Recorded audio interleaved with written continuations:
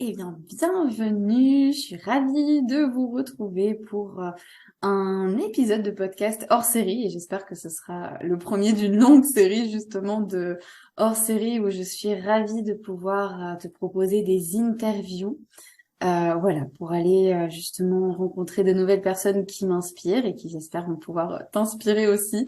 Et aujourd'hui, je suis super heureuse de faire ce premier épisode avec une personne que j'apprécie beaucoup, avec qui du coup j'ai fait ma formation d'accompagnante du féminin. On a partagé plein de choses, on a on a beaucoup rigolé, on a eu plein d'émotions, plein de choses. Et je suis très heureuse de la retrouver aujourd'hui. C'est Marie-Hélène. Salut! Coucou Céline, je suis heureuse de te retrouver aussi. Merci pour ton invitation, je suis ravie d'être là. Hmm.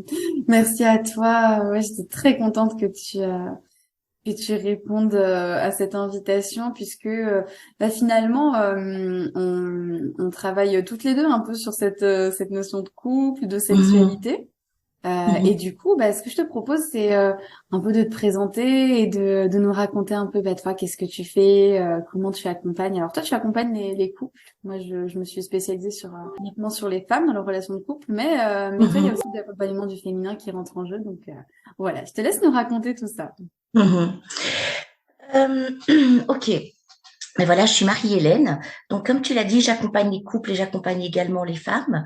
Par rapport aux couples, moi, j'accompagne surtout les couples qui souhaitent co-créer une relation épanouissante et nourrissante.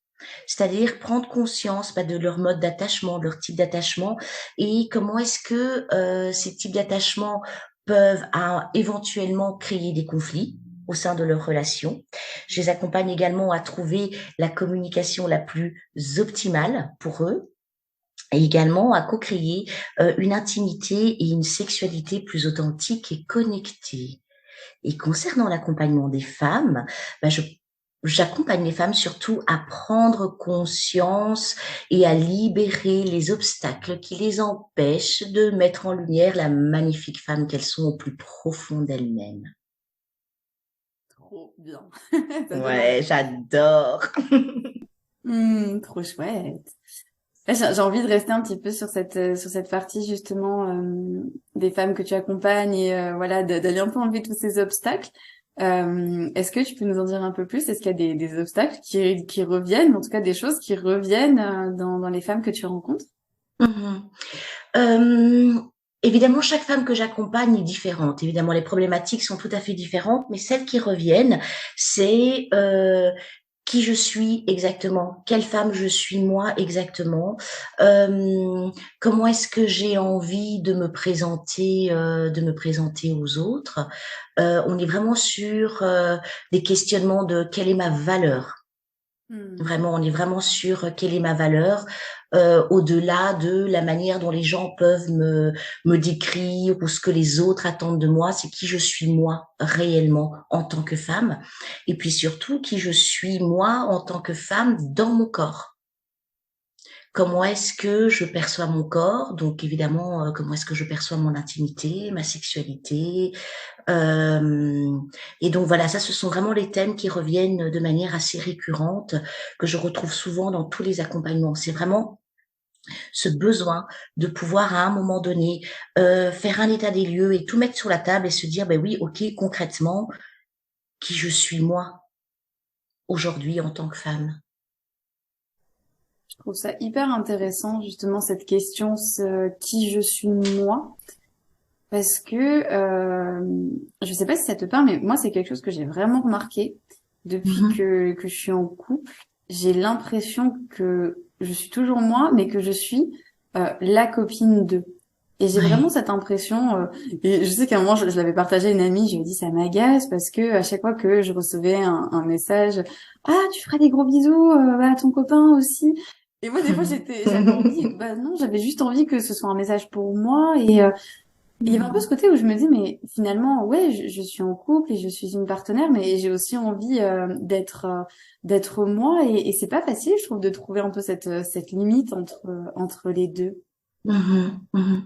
Bah, écoute, merci beaucoup pour ce partage parce qu'effectivement, et ça on le voit lorsqu'une femme se met en couple. Bon, j'accompagne les couples hétéros, donc tout ce que je vais vous partager, c'est par rapport à ce que je perçois au niveau des couples hétérosexuels. Ok, très bien. Et les personnes que j'accompagne, la tranche d'âge que j'accompagne, c'est entre 35 et 45 ans, plus ou moins. Donc comme ça, voilà, parce que j'ai pas envie de généraliser. Chaque Ouais. couple est différent, chaque femme est différente. Et donc ce que je vous partage, c'est par rapport en tout cas, à ce contexte-là. Euh, c'est vrai que la femme, dès qu'elle est en couple, ce que je constate, et ça crée aussi des problèmes après, parfois pour certaines femmes, c'est qu'effectivement, il y a ce côté où elle a l'impression de ne plus, comment expliquer ça? Elle a l'impression de n'exister que au travers de son couple. Comme ce côté, ben voilà, ah, t'es la copine de, tu es la femme de, ou alors même au niveau au niveau professionnel. Souvent, Mhm. les gens se définissent par rapport à leurs compétences professionnelles. Et on a du mal à se définir en tant que nous. Je sais pas comment expliquer ça. Voilà.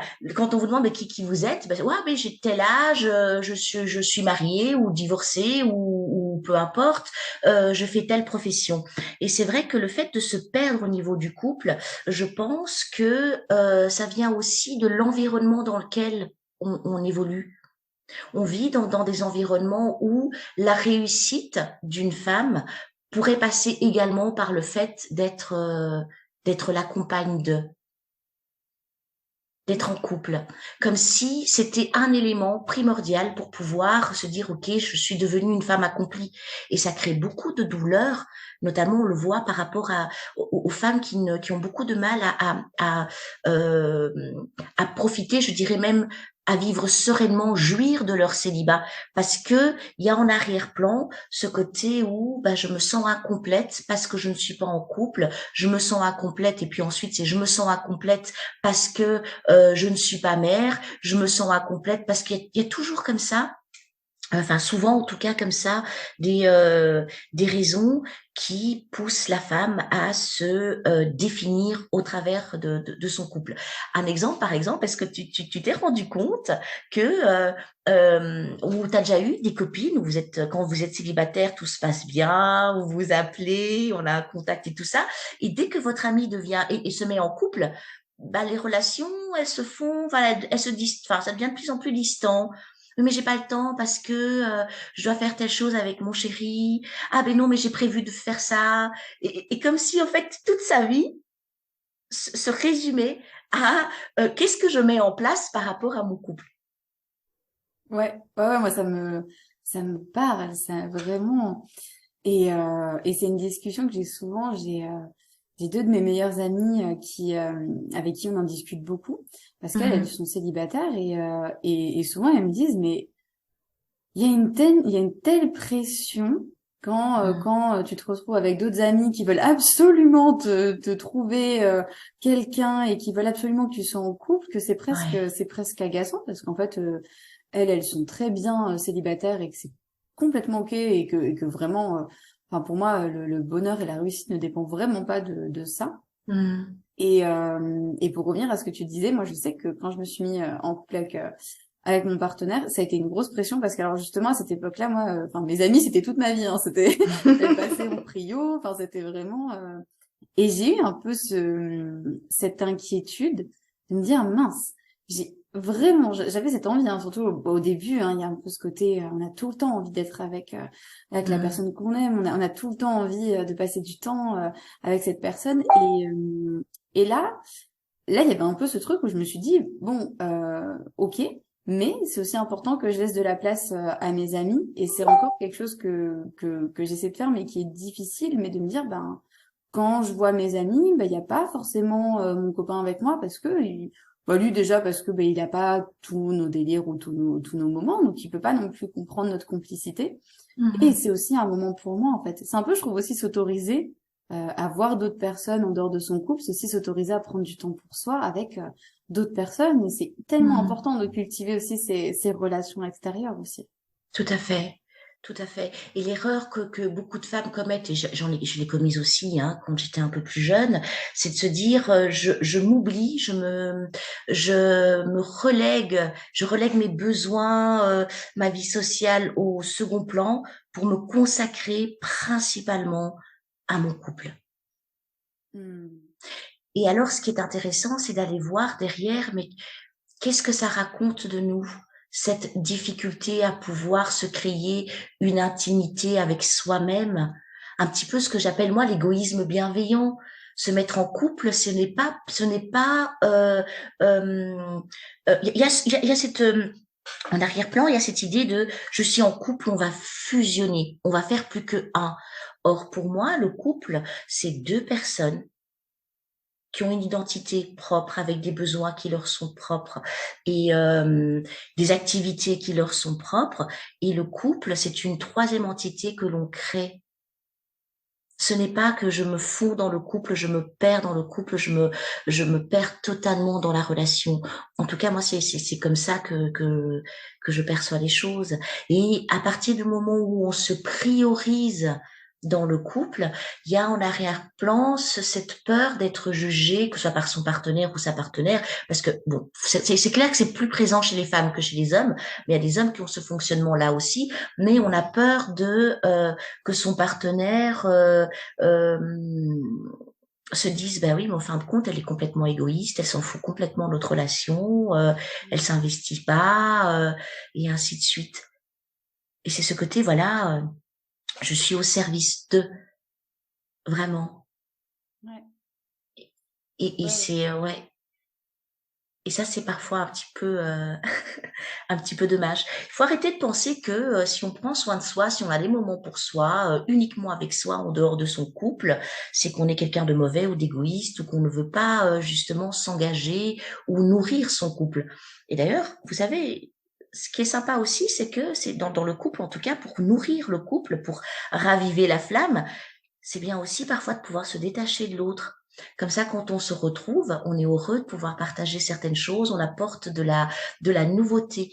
Parce que si vous constatez bien, la plupart des couples les couples sur le long terme, à un moment donné, il y a une sorte de routine. La routine tue le couple. Et il y a un moyen justement de casser cette routine, c'est de pouvoir aller comment dire ça, se revigorer, aller se remplir d'autres choses que le couple ne nous apporte, peut nous apporter ou que ne nous apporte pas. Et comme ça, on revient avec des nouvelles choses, une nouvelle dynamique, une nouvelle énergie. Et puis on peut partager à l'autre ce qu'on a fait, ce qui nous a plu. Et ça met un petit peu de piment, ça change. Ouais, merci pour ces petites phrases comme ça qui font du bien, au moins à entendre.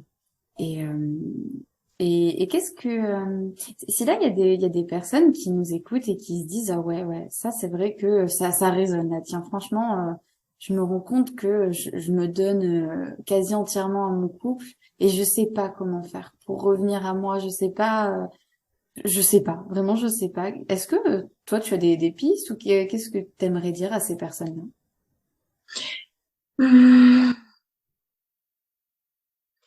Ce que je pourrais leur partager, en tout cas, c'est ce qui fonctionne pour moi. Et mesdames, trouvez chacune ce qui fonctionne pour vous. Il n'y a pas une solution miracle, il n'y a pas une manière de faire les choses. Euh, donc moi, ce qui fonctionne pour moi, c'est que je reviens au corps. Moi, j'ai besoin de pouvoir prendre soin de moi, d'avoir ces petits moments pour moi qui me font du bien. Ça peut être me dire ben voilà, je m'octroie un petit moment pour danser, je m'octroie un petit moment pour faire mes petits soins du corps, je vais me promener, j'organise un petit rendez-vous qu'avec des copines où on peut discuter de tout et n'importe quoi. Et aussi, je m'octroie des moments de solitude. Moi, j'ai besoin, moi, pour me ressourcer, par exemple, je suis une personne qui a besoin de rentrer dans une solitude, un petit peu. Mmh. et de me reconcentrer sur moi et de me dire, mais tiens, qu'est-ce qui se passe en moi pour l'instant? Et donc, des petites choses, parce que souvent, quand on parle de prendre soin de soi, tout de suite, on s'imagine devoir y consacrer beaucoup de temps, y mettre beaucoup d'argent, des grandes choses. Non, commençons par des petites choses qui sont accessibles pour nous et surtout le faire de manière récurrente. Mmh. Commencez déjà par une fois par semaine. Et c'est ce que j'adore avec ce côté où ritualiser sa vie. Ouais.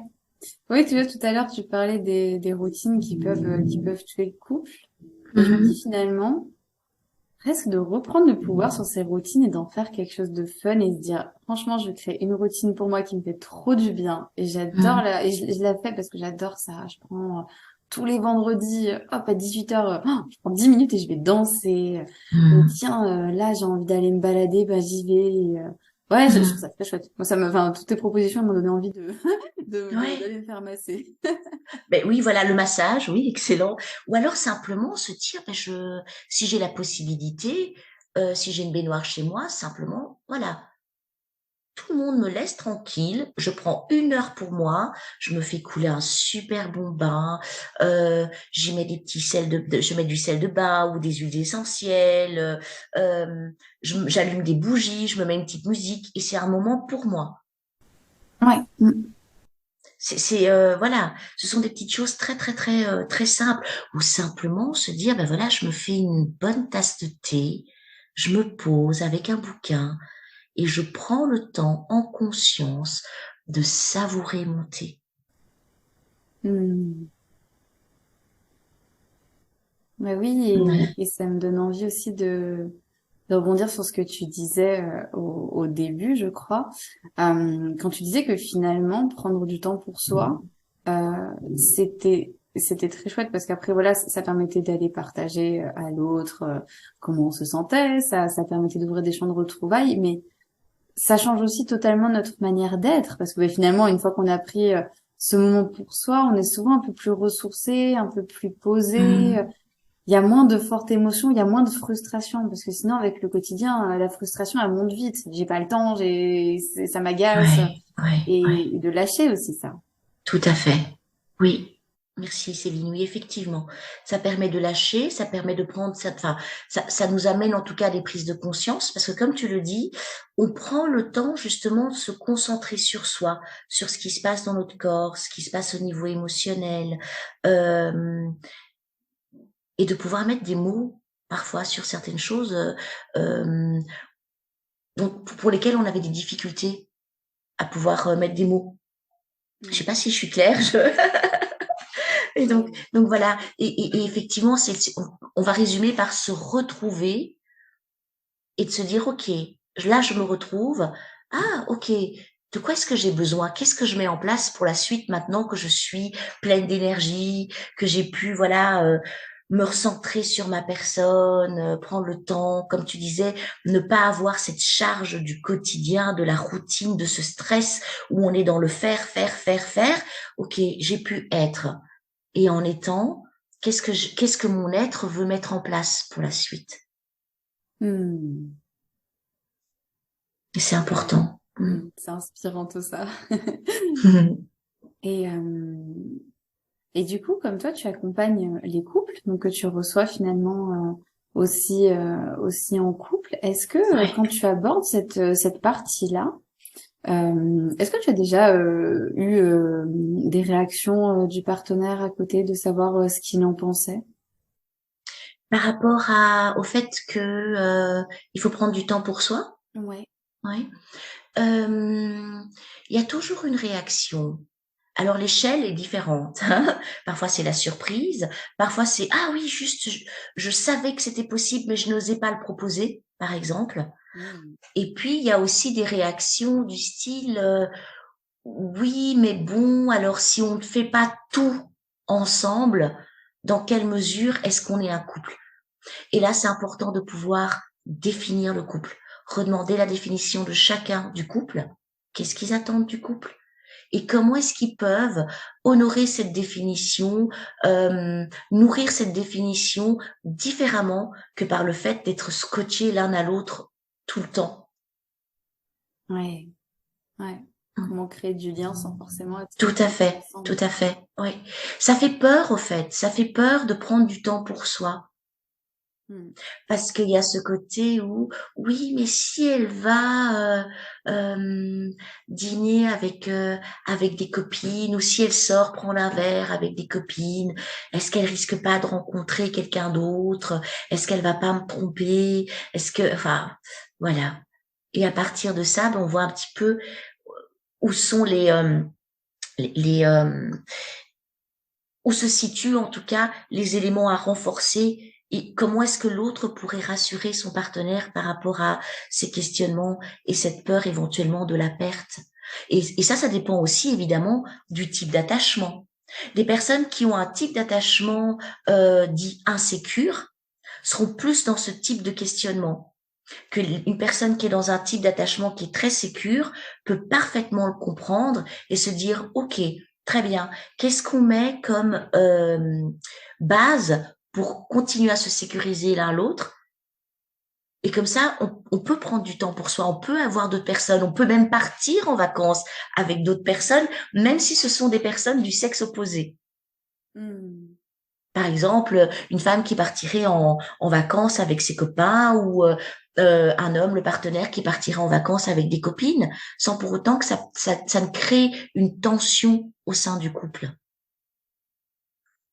Alors, Ouais. je sais pas si j'ai répondu à ta question, Céline, parce que... Si, Oui, effectivement, ouais, effectivement, et je pense que c'est important de se rendre compte que c'est possible, en fait. De se dire, bah, en fait, ouais, oui, ces craintes, elles sont là, mais c'est possible d'aller au-delà de ça, et c'est vrai que, alors, on va essayer un truc parce que je pense que c'est important. Alors, ça sera peut-être pas facile parce que j'ai pas forcément envie que ce soit trop long non plus, mais est-ce que tu saurais nous résumer les types d'attachement ou en tout cas un petit peu ce que ça implique. Alors c'est très très large, hein, donc c'est vrai que ouais, il faudrait, je pense, un épisode complet sur ça, mais peut-être dans les grandes lignes. ouais, ouais. Ok. Dans les grandes lignes, les types d'attachement, c'est la manière dont on s'attache à l'autre, la place qu'on donne à l'autre.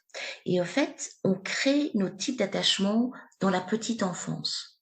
Alors, pour faire de la manière la plus résumée possible, on a deux grands types d'attachement qui sont l'attachement sécure, l'attachement insécure. Dans l'attachement insécure, on a trois différents profils, qui est l'attachement de la personne dite anxieuse, l'attachement de la personne dite évitante et l'attachement de la personne dite ambivalente. Ce dernier type d'attachement concerne très peu de personnes dans la population. Alors, comme vous l'avez compris, être sécure, c'est parce que dans notre enfance, les personnes qui ont pris soin de nous, qui nous ont appris à aimer et qui nous ont appris à compter sur eux, en général, ce sont les parents, les tuteurs, nos donneurs de soins. Quand on est petit, on est dépendant. Et on a besoin, au fait, d'être reconnu par l'adulte, donc la personne qui prend soin de nous, comme étant quelqu'un d'aimable, de valable. Donc, c'est le parent qui répond.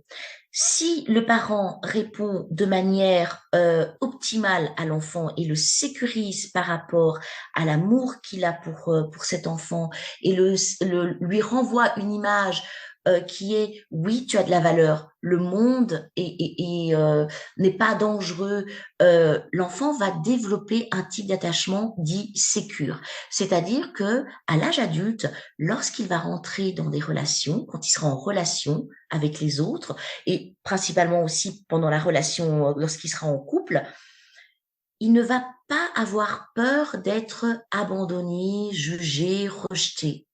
Alors, ça ne veut pas dire que les personnes qui ont un type d'attachement sécure ne souffrent pas en amour.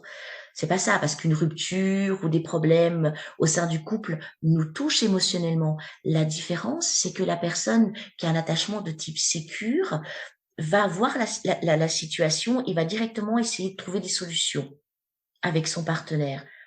Il ne va pas se dire, OK, il y a des problèmes, je me suis séparée, c'est parce que je ne suis pas valable, ou c'est parce que je ne vaux rien, ou parce que, enfin, voilà. Ça, c'est plus le type d'attachement insécure.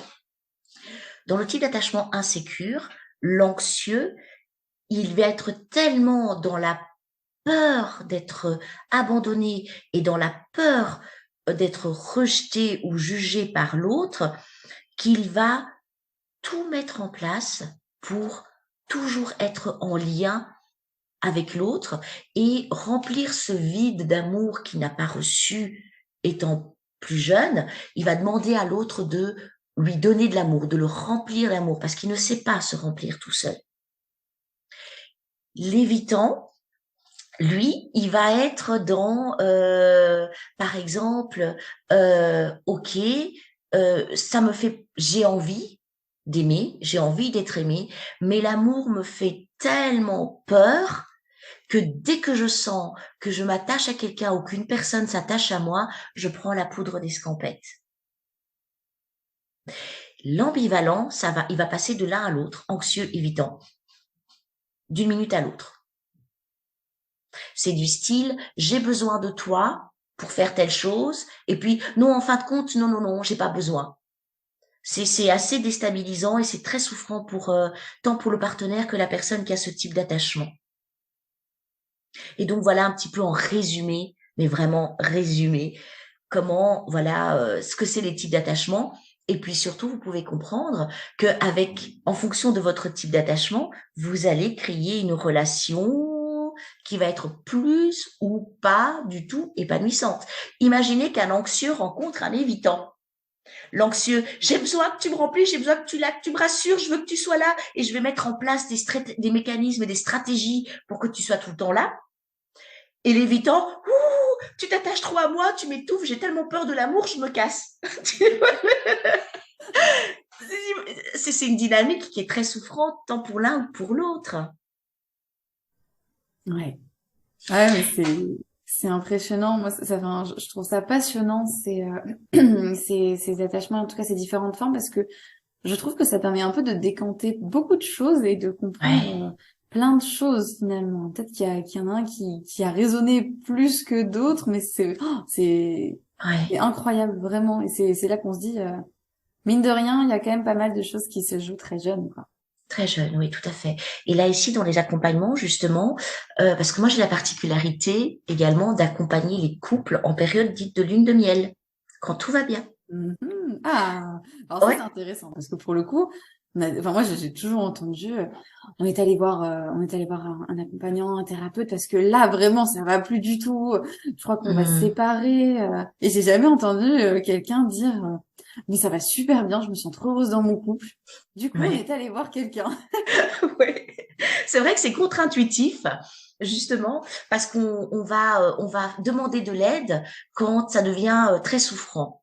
Or, si on prend les choses en amont, à partir du moment où on est certain qu'on a envie de co-créer une relation avec quelqu'un, qu'on a envie d'avancer, mais c'est simplement se dire, bon, on va voir quelqu'un pour voir un petit peu, euh, tant qu'on est dans cette dynamique où on a envie de s'investir dans le couple, parce qu'au départ, on a envie, voilà, de s'investir, on est prêt à entendre beaucoup de choses, c'est pétillant, c'est chouette, on est amoureux, et, euh, et simplement se dire, ben voilà, on met les choses à plat.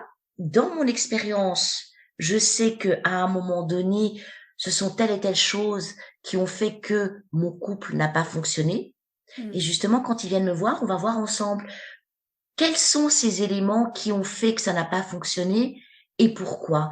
Et en général, on revient toujours au type d'attachement et au type de communication.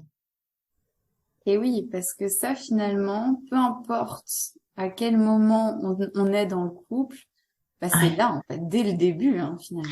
Oui. Et le fait de le savoir en amont, avant que, entre guillemets, la crise ne soit là, mais premièrement, le fait de le savoir, c'est que les deux partenaires ont entendu le fonctionnement de l'un et l'autre. Donc, ils savent éventuellement que ce problème pourrait arriver. Et l'avantage de le savoir au début, c'est qu'on va tout mettre en place pour éviter que ça arrive. On va tout mettre en place pour aller vers justement un fonctionnement avec un type d'attachement qui est beaucoup plus sécure, donc plus épanouissant. Mmh. Et comme on est au début du couple et que on n'est pas en crise, parce que quand on est en crise, l'autre nous pompe, mais profondément, hein, soyons clairs. on, a- on s'en fout. Enfin, Des efforts, c'est compliqué. voilà, tout à fait. Merci pour ce mot. Il n'y a pas ce côté où on se sent obligé de devoir faire un effort. On est dans la co-construction. Donc, on va utiliser cette énergie du début pour trouver des solutions qui sont bienveillantes, aimantes et surtout solides dans la création du couple. Mmh. Parce qu'on est encore dans cette énergie de la pétillance, du début, où on a vraiment envie que ça marche. Ouais, c'est vrai. Et donc voilà, alors je ne dis pas que les couples qui sont en crise ne viennent pas me voir et qu'ils n'arrivent pas à trouver des solutions. Si, ils arrivent aussi, mais seulement ils doivent vraiment aller chercher au plus profond d'eux pour avoir envie justement de faire, entre guillemets, des efforts. Parce qu'ils sont arrivés à un stade où voilà, ras-le-bol. Et en général, quand ils sont en crise, c'est la femme qui prend rendez-vous. Mmh. Et Je elle, sais, donc je et voilà, donc et j'avoue. elle tire son compagnon, mais vraiment elle le tire. Et lui, il le fait parce qu'il se dit bon, allez, on va aller voir un thérapeute ou un coach. En tout cas, on va se faire aider. Mais principalement dans sa tête, la première séance, souvent il se dit mais qu'est-ce que je fous là? Il n'a pas spécialement envie, il comprend pas. C'est ce qui le motive, c'est tant qu'elle la ferme, punaise, je n'en peux plus. Ouais, ouais, ouais. Et donc C'est voilà. vrai qu'il y a beaucoup de ça, quoi. Ouais, c'est vrai. Et c'est pour ça que ça peut être intéressant d'évoquer finalement cette idée. Bah tiens, ce serait chouette qu'on aille voir quelqu'un pour nous accompagner dans notre relation de couple. Ouais. Et c'est vrai que finalement, je pense que c'est toute une idée à déconstruire parce que même pour soi-même, quand on se dit, bah, tiens, Mmh. je vais aller faire une psychothérapie, je vais aller voir pour faire une thérapie ou un accompagnement, on Mmh. attend que ça n'aille pas bien. Et moi, Ouais. mais moi d'ailleurs, j'aime bien parler de mon vécu parce que je suis un peu comme ça. Hein. Moi, combien de fois je me suis dit, ah, ce serait bien, et tout de suite après, je me suis dit, bah non, mais là ça va, je vais bien, je suis tranquille. Mmh. On verra quand je serai vraiment pas bien du tout. Mmh. C'est dommage parce que effectivement, voilà, tu parles de cette, bah voilà, de cette énergie ou de tout ce qui peut, quand on va bien, qui aide en fait. Hein, alors que quand Ouais. on est au bout, c'est possible, hein, bien sûr, et clairement, il faut essayer. Mais c'est vrai que des fois, c'est chouette de pouvoir finalement prévenir. Hein. Oui, tout à fait. Et moi, j'ai envie de dire pour les personnes qui hésitent encore ou qui ne comprennent pas pourquoi justement faire cette démarche au début de la relation, moi, je les invite vraiment à s'imaginer, voilà, vous vous imaginez que vous partez en vacances. Vous savez où vous voulez aller. Donc, vous vous Mm. mettez en couple, vous savez exactement que vous rentrez dans un engagement ou en tout cas, vous avez envie de co-créer quelque chose avec quelqu'un. Imaginons que ce soit on part en vacances. Qu'est-ce que je mets dans ma valise? Par rapport à où je vais, qu'est-ce que j'ai besoin? Alors oui, il y a la pétillance de je pars en vacances, mais c'est pas la première fois que tu pars en vacances. Donc tu sais pertinemment que quand tu pars dans tel ou tel endroit, tu as besoin de telle et telle chose et tu sais par l'expérience qu'il t'a manqué telle et telle chose et tu as dû courir sur place pour essayer de trouver, t'as pas trouvé tout à fait ce qu'il te fallait et ainsi de suite. Et voilà, c'est pour imager un peu, c'est un peu ça. Comme quand on construit sa maison, on fait les plans de sa maison et on essaye de se dire, OK, je me projette, je vais avoir besoin de telle pièce, je vais avoir besoin de ça. OK, j'en parle avec l'architecte et on met ça en place au début. Ouais, ouais, c'est ça. Hein. La relation amoureuse, c'est une construction en fait. Hein. C'est une Ouais, construction d'une maison pour vous en fait et d'un ouais, petit d'un endroit où vous pouvez euh, vous ressourcer et un endroit où vous vous sentez bien. Donc c'est important de prendre soin ouais, des fondements parce que si justement les fondements sont fragiles, ouais. ça fragilise tout le reste. Ouais. Ouais, ouais. Et puis on a encore beaucoup comme ça dans dans nos sociétés cette idée on se rencontre, c'est le coup de foudre, on se met. Tu sais ce côté un petit peu ben voilà ils se rencontrèrent, ils se marièrent et ils eurent beaucoup d'enfants. Et puis la suite on la connaît pas. Ah ouais. Et donc du coup comme ça s'arrête à ça, mais on sait pas que il faut peut-être mettre les choses en place pour l'après justement. Mm. Cette voilà cette idéalisation aussi cette idéalisation du couple où c'est toujours pétillant, c'est toujours chouette, on a toujours la même manière de voir les choses, la même manière de prendre les décisions. Non, non, non, surtout qu'au début, au fait, tout ce cocktail hormonal fait que de manière consciente ou inconsciente, on se montre sur notre meilleure facette. On n'a pas encore ce réveil des blessures ou des doutes ou éventuellement voilà tout ce qui pourrait mettre le couple en péril plus tard. Eh oui. Ouais. Mm. Au début, c'est un peu, c'est une phase qui est très intense, qui est magnifique et Ouais. qui du coup, c'est vrai, on n'est pas forcément, voilà, dans les blessures, ou à aller voir que finalement, bah, l'autre n'est pas tout à fait pareil. Des fois, il y a certaines personnes qui parlent de désidéalisation de l'autre, en Mm. disant, bah mince, en fait, ouais, finalement, il est pas si parfait que ça, ou elle est pas si parfaite que ça, et c'est pas grave, d'ailleurs, heureusement, hein. Mais, Ouais. euh, mais on n'en parle pas beaucoup, hein, on n'en parle pas beaucoup de cette phase, Mm. alors que, bah, elle est là, et c'est tout à fait ok, Ouais. et c'est normal, en fait, ouais. Ouais. Si tu permets, Céline, que je rebondisse sur la désidéalisation, Ouais. il y a cette désidéalisation parce qu'en fait, au début, on prend pas le temps de d'être authentique. Alors, je ne dis pas que tous les couples se construisent sur un mensonge, c'est pas ça du tout que je dis. C'est plus subtil que ça.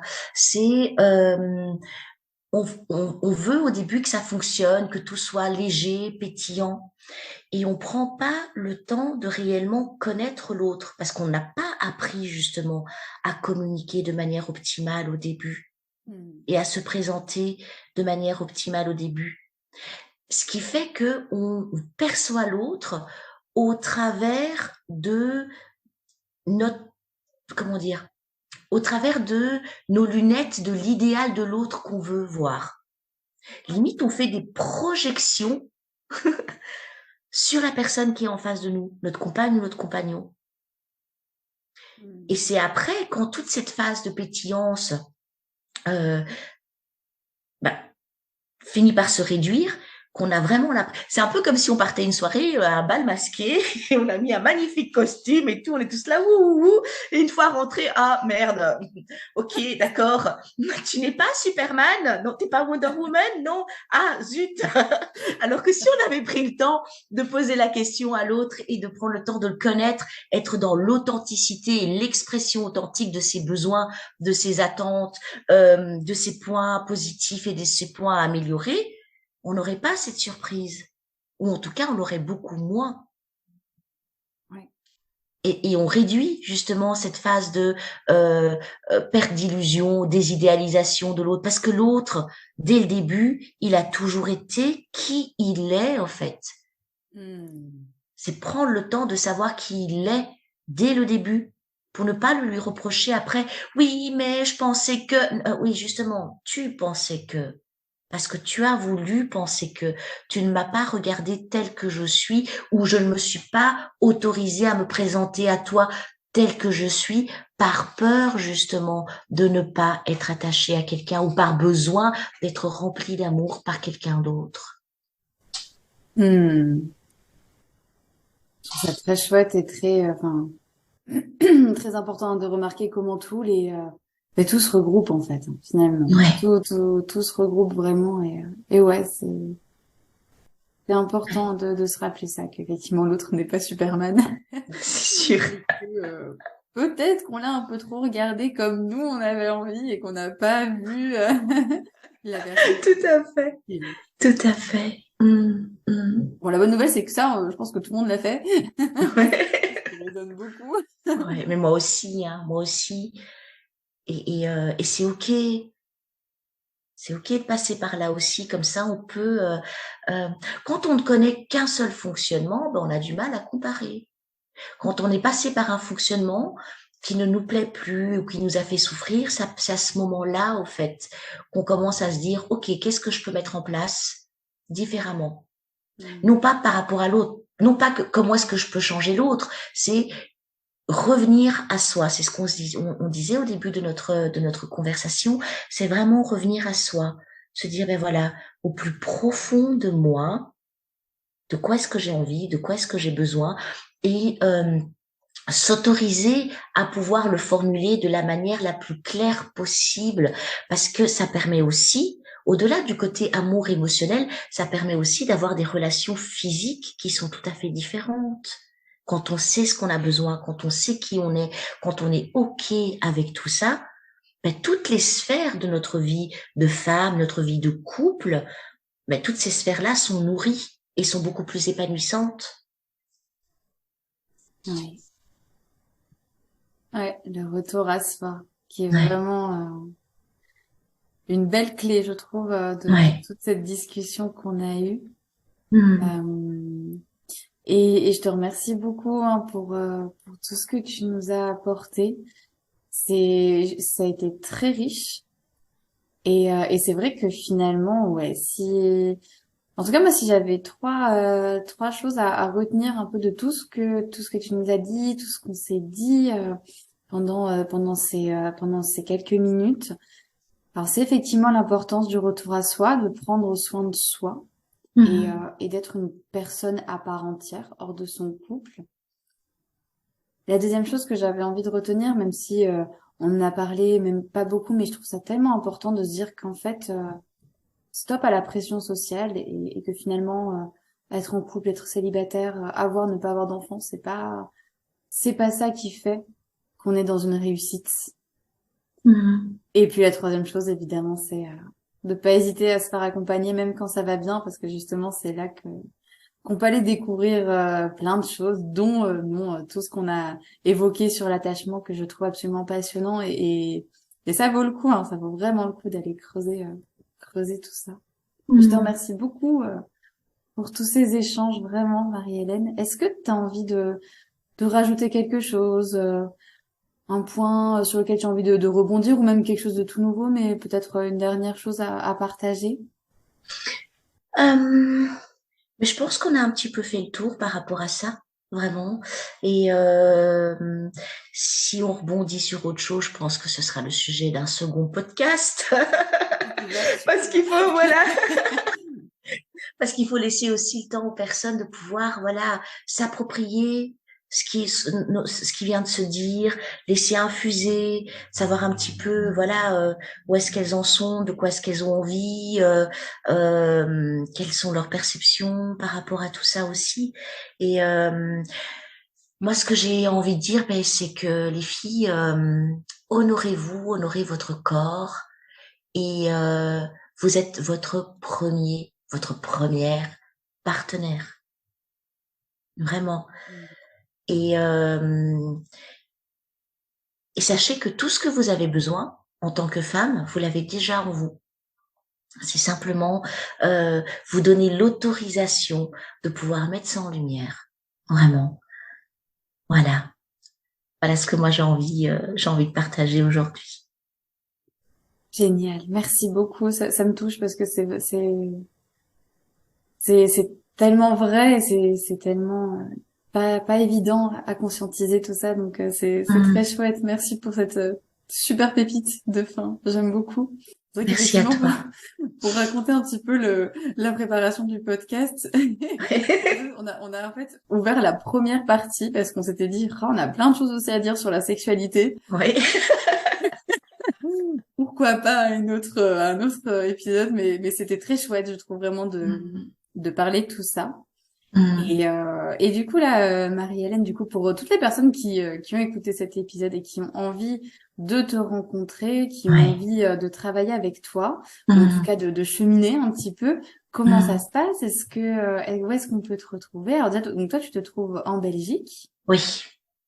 Oui, je suis en Belgique, mais je travaille également, j'accompagne également à distance. Ok, super. Donc, vous pouvez facilement me retrouver sur Facebook et m'envoyer un petit message si vous avez des questions, si vous avez envie de savoir un petit peu ce que je fais, les types d'accompagnement que je propose. Donc, c'est Marie-Hélène à l'effet Fioris et ou alors par mail à release RELEASE point woman coaching WOMAN